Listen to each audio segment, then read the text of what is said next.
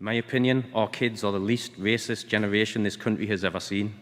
Use your eyes and observe their everyday interactions. They could actually teach us a thing or two.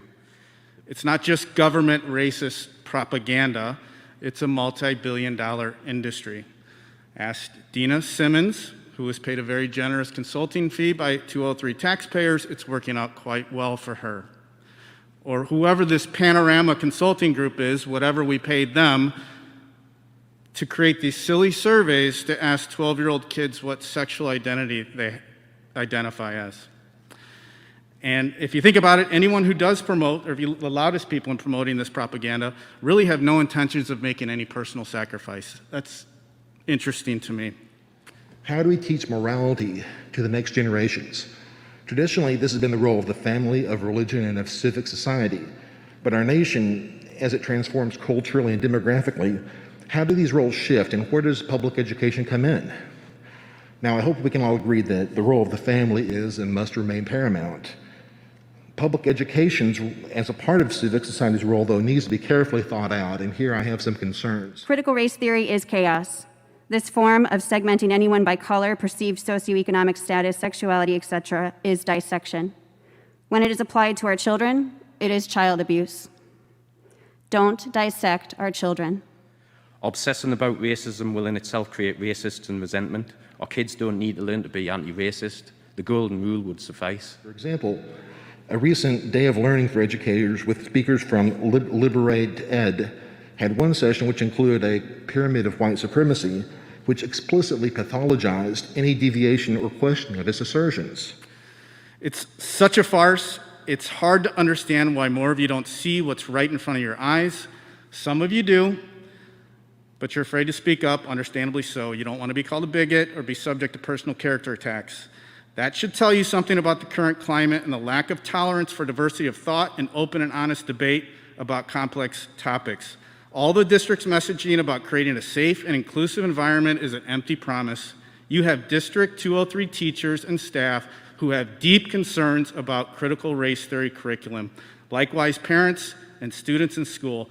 None of them in any way feel safe to express any contrarian opinion to the trendy woke narrative being shoved down their throats, and I don't blame them. By simply asking anything, they risk being called some of the most vile things you could ever call a human being. The fact that I'm standing here saying this, I've already been condemned in the minds of many as a bigot or fill in the blank name calling. This isn't healthy, it's not inclusive. Being foster parents, our families had the privilege of helping young children of different races. Each has had their own challenges, but we've loved them regardless of the race, and we expect the school to do the same. I can tell you it's not what Martin Luther King Jr. stood for, and it's quite literally the opposite of the civil rights movement, what the civil rights movement fought for and achieved. Instead, how about we teach them that they're all equal and wonderfully made in the image of God? The truth is that the underlying agenda here is to divide us into the oppressors and the oppressed, show one group favor over another, to make one group feel shame for something they didn't do or can't control, to make other groups feel like victims. Administration, just be aware that the community's watching, organizing, cataloging evidence of bias in the schools, and intend to stop the creep of this incredibly divisive curriculum infecting our communities, schools, and damaging our children. Thank you for that. Diminishing and degrading our kids in the name of some warped sense of righteousness is wrong, and it adversely affects all races. Will they be treated the same under the equity plan? Will our black foster kids be told that their white foster parents are inherently racist? Will our white foster kids be told that they are more privileged than their black foster kids? If we want diversity, then look around in our community. It's happening now, organically. We don't need to handsomely pay outside consultants peddling highly unproven and fraught theories to tell us how to work with it. Teach our children mutual respect and that most American values, freedom of conscience. If we want inclusion, let's not start by excluding people. I would like this board to commit to the idea that no child should be shamed because of who they are. I often ask myself, why would anyone think this is a good idea? But then I realize it's not surprising that the district is going along with this when our political leaders continue to push lies about systemic racism, white supremacy, etc. If there's genuine concern for minority communities, perhaps your time would be better spent trying to help kids in the inner city schools to get out of the perpetual cycle of poverty, guns, drugs, and gangs, which has been allowed to go on for decades. You could make a real difference there if you really wanted to. About a person was character. What's in here? What's in here? Those were the values I grew up with.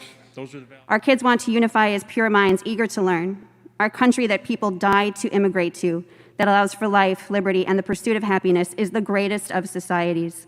The classroom is not space for anyone entrusted with children to promote their own activism, politics, or sexuality. These rights are life, liberty, and the pursuit of happiness.